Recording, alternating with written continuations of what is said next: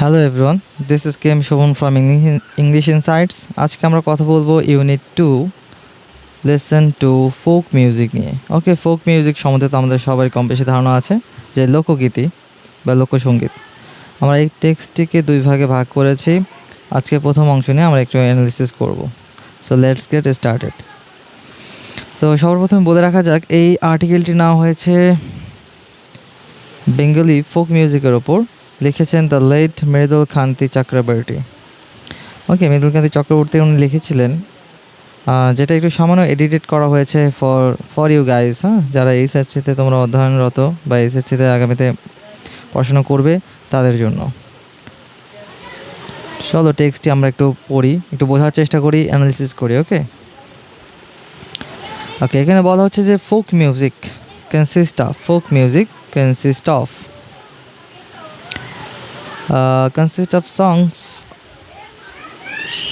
songs and music of a community that are not influenced by any sophisticated musical rules or any standard musical styles। বলা হচ্ছে যে folk মিউজিকটা, এই লোকসঙ্গীতটি consist of গঠিত হয়।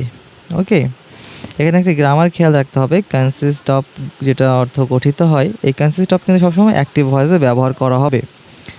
এটাকে প্যাসিভ ভয়েসে, for example is consisted of, এইভাবে ব্যবহার করা যাবে না। ওকে, যে ফোক মিউজিক কনসিস্ট অফ গঠিত হয় সংস গান নিয়ে, মিউজিক নিয়ে, অফ এ কমিউনিটি একটি বিশেষ অফ এ কমিউনিটি যে একটি সম্প্রদায়ের গান বা মিউজিক নিয়ে গঠিত হয়। দ্যাট আর নট ইনফ্লুয়েন্স যেগুলো কি প্রভাবিত হয় না, by any sophisticated musical rule, যেগুলো কোনো ধরা বাঁধা বা নির্দিষ্ট সঙ্গীতের রীতি দ্বারা কি করা হয় না, প্রভাবিত হয় না। ইনফ্লুয়েন্স অর্থ প্রভাবিত হওয়া, অথবা কি কোনো স্ট্যান্ডার্ড মিউজিক্যাল স্টাইল দ্বারাও এটা প্রভাবিত হয় না। যে বাংলাদেশ হ্যাজ এ হেরিটেজ, বাংলাদেশের কি একটা ঐতিহ্য রয়েছে of rich folk music. Okay, rich folk music, যে বাংলাদেশের কিন্তু একটা ঐতিহ্যগতভাবে কি আমাদের যে ফোক মিউজিক বা লোকগীতিটা অনেক rich, which includes both religious যেটা ধর্মীয়, অ্যান্ড সেকুলার সংস ধর্মীয় এবং অসাম্প্রদায়িক বলা যায়, বা ধর্মনিরপেক্ষ। অ্যাকচুয়ালি ধর্মনিরপেক্ষ গান দুটি কিন্তু আমাদের এই ফোক মিউজিকে প্রাধান্য পায়। ওকে, যে আমাদের ফোক মিউজিকে যদি দুটো বৈশিষ্ট্য বলা যায়, সেটা রিলিজিয়াসও আছে আবার সেকুলারও আছে। ওকে, ফোক মিউজিক মে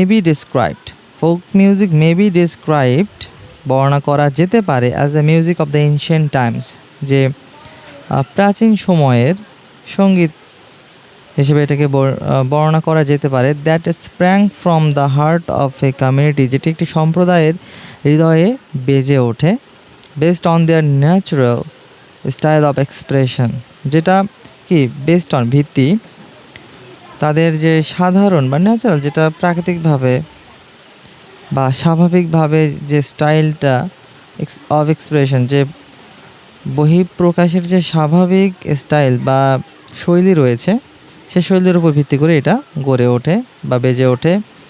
আনইনফ্লুয়েন্সড যেটা অপ্রভাবিত থাকে বা প্রভাবমুক্ত থাকে, by the rules of classical music, যে উচ্চাঙ্গ সঙ্গীতের, আর এনি মডার্ন পপুলার সংস, যে বর্তমানের যে আধুনিক জনপ্রিয় সঙ্গীত বা উচ্চাঙ্গ সঙ্গীতের প্রভাবের বলয় থেকে কী থাকে, মুক্ত থাকে। Any arrangement of sound created by combination of tune, সুর, কণ্ঠ, ভয়েস, কণ্ঠ, ইনস্ট্রুমেন্ট, যন্ত্রপাতি, ইনস্ট্রুমেন্ট বলতে এখানে বাদ্যযন্ত্রের কথা বলা হচ্ছে, ডান্স, নৃত্য, এই সকল এলিমেন্টের মাধ্যমে বা এই সকল এলিমেন্টের কম্বিনেশনে, সমাবেশে গঠিত এক প্রকার কি শব্দশৈলী, ওকে, বা শব্দ সমাবেশ, may be described as music, যেটাকে সঙ্গীত বলা যেতে পারে। সো ফোক মিউজিক, লোকসঙ্গীত, is a combination of songs, tune, dance, okay, যে গান, সুর বা নৃত্যের একটি কম্বিনেশন বা সমাবেশ, এই লোকসঙ্গীত। দ্যাট অরিজিনেট যেটা উৎপন্ন হয়, ওকে, উৎপন্ন হয় from the traditional, cultural or ordinary people, okay, যেটা উৎপন্ন হয় ঐতিহ্যবাহী কালচার সংস্কৃতি থেকে, অফ অর্ডিনারি পিপল যে সাধারণ লোকজন যাদেরকে দ্য ফোক বলা হচ্ছে, ওকে, যাদেরকে দ্য ফোক বলা হচ্ছে। ওকে, ফর এক্সাম্পল, এখানে ফর এক্সাম্পল হচ্ছে সেন্টেন্স কানেক্টর, এখানে আমরা ফর ইনস্ট্যান্স, টু ইলাস্ট্রেট ব্যবহার করতে পারি। উদাহরণস্বরূপ বলা হচ্ছে Baul songs are a combination of tune, music and dance. যে বাউল সংটা কি? বাউল সং কিসের সমাবেশ? এই সুর, সঙ্গীত এবং নৃত্যের সমাবেশ। দ্যাট আর অ্যাসোসিয়েটেড, যেটা সম্পৃক্ত with the Baul tradition in Bengal, যে বাংলাদেশের এই বাউল সংস্কৃতির সাথে ও বাউল ঐতিহ্যের সাথে যেটা সম্পৃক্ত। অ্যাসোসিয়েট করা মানে সম্পর্কযুক্ত। আচ্ছা, দেখি যে ফোক মিউজিকের কিছু ক্যারেক্টারিস্টিক্স রয়েছে। আমরা আজকে এই পর্যন্তই পড়বো পার্ট 1-এ, যে folk music has the following characteristic. আচ্ছা, ফলোয়িং আমরা কি জানি? ফলো অর্থ অনুসরণ করা, কিন্তু এখানে ফলোয়িং বলতে বোঝানো হচ্ছে যে নিম্নলিখিত ক্যারেক্টারিস্টিক্স, যে বৈশিষ্ট্য রয়েছে লোকসঙ্গীতের বা লোকগীতির নিম্নলিখিত বৈশিষ্ট্য রয়েছে। প্রিয় শিক্ষার্থী বন্ধুরা, তোমরা একটু খেয়াল রাখো। ফোক মিউজিক সম্বন্ধে কিন্তু প্যারাগ্রাফ আসতেই পারে, এটা গুরুত্বপূর্ণ। এখানে বলা হচ্ছে ইট ইজ কম্পোজড, ওই যে সবার প্রথমে আমরা কনসিস্ট অফ দেখলাম, এখানে আছে কম্পোজ প্যাসিভ সেন্সে ইউজ করা যায়, সেটার এক্সাম্পল এটা।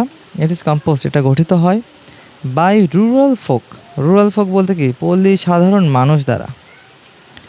ওকে, এটাকে কম্পোজড মানে রচনা করা হয়। ওকে, ফোক মিউজিকটা রচনা করে কে? পল্লী সাধারণ মানুষ, on the basis of ancient rules transmitted orally. Ancient rules বলতে যে প্রাকৃতিক রীতির উপর ভিত্তি করে গঠিত হয় এই বা রচিত হয় এই লোকসঙ্গীত, যেটা ট্রান্সমিটেড, যেটা ওরালি, যে মুখে মুখে প্রচারিত হয় বা প্রচলিত হয়ে থাকে। পরবর্তীতে বলা হচ্ছে দিস এনশিয়েন্ট রুলস, এই যে প্রাচীন রীতি অফ মিউজিক বা সঙ্গীতের প্রাচীন রীতি হ্যাভ নট বিন ইনফ্লুয়েন্সড, প্রভাবিত হয় না বাই ক্লাসিক্যাল উচ্চাঙ্গ সঙ্গীত আর মডার্ন মিউজিক, বা আধুনিক সঙ্গীত দ্বারা এগুলো কি প্রভাবিত হয় না। Folk songs may be sung, folk songs মানে হয়তো গাওয়া যেতে পারে ইন গ্রুপস অর ইন্ডিভিজুয়ালি, এটা গ্রুপ মানে দলবদ্ধভাবে অথবা এককভাবে গাওয়া যেতে পারে বা পরিবেশন করা যেতে পারে। সো গ্রুপকে আমরা কিন্তু কোরাস বলি, CHORUS, কোরাস দলবদ্ধভাবে। আর ইন্ডিভিজুয়ালি এটাকে আমরা বলি সলো, সোলো সঙ্গীত, যে একা বা শুধু একজনের উপস্থিতিতে পারফর্মে কোনো কিছু উপস্থাপন করা। ওকে, সেটা হচ্ছে সোলো। তারপর একটা দেখি 4 নম্বর point, no regular practice is required, যে কোনো নিয়মিত প্র্যাকটিস বা অনুশীলনের এখানে প্রয়োজন পড়ে না। ঠিক আছে, প্রয়োজন পড়ে না এই ফোক মিউজিকের জন্য। তারপরে দেখি যে ইট ইজ কম্পোজড, এটা রচিত হয়, অ্যান্ড পারফর্মড পরিবেশিত হয় বাই ইলিটারেট অশিক্ষিত অর সেমি ইলিটারেট অর্ধশিক্ষিত লোকের দ্বারা। It is a spontaneous expression, এটা কি? একটা স্বতঃস্ফূর্ত অভিব্যক্তি, এক্সপ্রেশন অফ ফিলিংস, অনুভূতি এবং থটস, চিন্তার এবং অনুভূতির একটি স্বতঃস্ফূর্ত অভিব্যক্তি এই গানগুলো। ইন ইজি ল্যাঙ্গুয়েজ, খুব সাধারণ সহজ ভাষায়, লোকাল ডায়ালেক্ট, আঞ্চলিক উচ্চারণে, অ্যান্ড সিম্পল টিউন, এবং খুব সহজ সুরে। ঠিক আছে, both words and tune are appealing, এই যে শব্দগুলো এই বাউল ফোক মিউজিকে ব্যবহার করা হয়, শব্দগুলো আর যে সুর, সেটা কি? খুব অ্যাপিলিং, খুব আবেদনময়। ঠিক আছে, খুব অ্যাট্রাকটিভ বা খুব প্লিজিং, আনন্দ ঘন হতে পারে। ডেসপাইট মানে ব্যতীত বা ব্যতিরেকে, ইটস ইউনিভার্সাল অ্যাপিল, এটার সর্বজনীন আবেদন থাকা সত্ত্বেও, ইট ইউজেস লোকাল ডায়ালেক্ট। ওকে, যেহেতু সারা বহির্বিশ্বে সব জায়গা থেকে এই লোকসঙ্গীতের একটা আবেদন রয়েছে, একটা চাহিদা রয়েছে, কিন্তু তারপরেও কি এটা আঞ্চলিক ভাষা কিন্তু ব্যবহার করে, ডায়ালেক্ট ব্যবহার করে। আর সেখানে একটু গ্রামার দেখি। ডেসপাইটের বদলে আমরা ইনস্পাইটও ব্যবহার করতে পারবো, কিন্তু সেই ক্ষেত্রে আমাদের একটা প্রিপোজিশন আসবে অফ। ইনস্পাইট অফ আর ডেসপাইট একই, দুটোর অর্থ কি? সত্ত্বেও বা ব্যতিরেকে।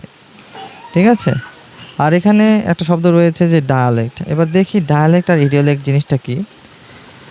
ডায়ালেক্ট হচ্ছে একটা স্পেসিফিক গ্রুপ অফ পিপলের ল্যাঙ্গুয়েজ, ঠিক আছে, যে আঞ্চলিক ভাষা।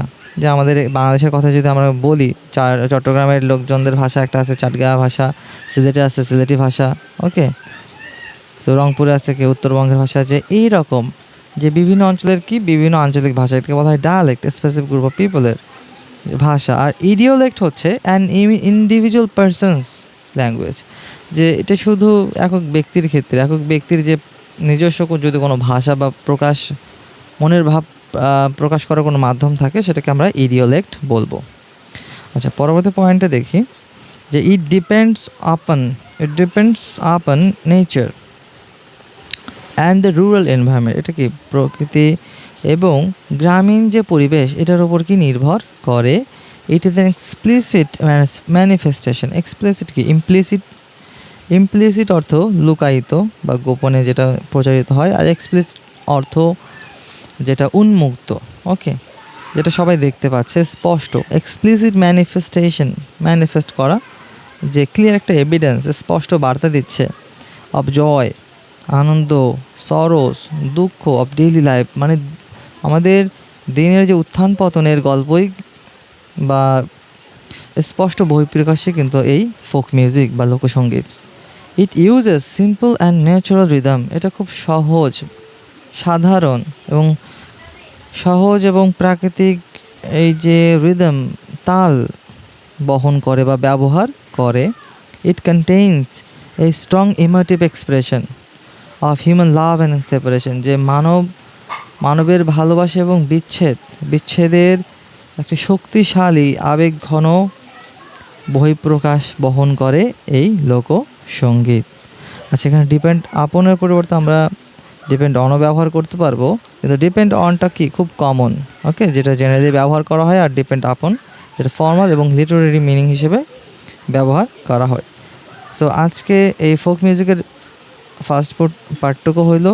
এই শিক্ষার্থী বন্ধুরা, তোমরা এই জিনিসটা পড়বা, এই প্যাসেজটা আবার দেখবা। এখান থেকে গুরুত্বপূর্ণ পয়েন্টগুলো কিন্তু আমি মার্ক করে দিয়েছি। এখানে আমরা সেন্টেন্স কানেক্টরের ব্যবহার দেখলাম। ফর এক্সাম্পল, এখানে আমরা কিছু গুরুত্বপূর্ণ ভোকাবুলারি, হাই ফ্রিকোয়েন্সি ওয়ার্ডসেরও ব্যবহার দেখেছি, সফিস্টিকেটেড, ক্লাসিক্যাল, অ্যাসোসিয়েটেড, ওকে, ডেসপাইটের ব্যবহার দেখেছি, অ্যাপিলিংয়ের ব্যবহার দেখেছি। এগুলো গুরুত্বপূর্ণ, এগুলো তোমরা প্র্যাকটিস করবা যাতে তোমাদের ফ্রি হ্যান্ড রাইটিং প্র্যাকটিসটা হয়ে যায়, ওকে।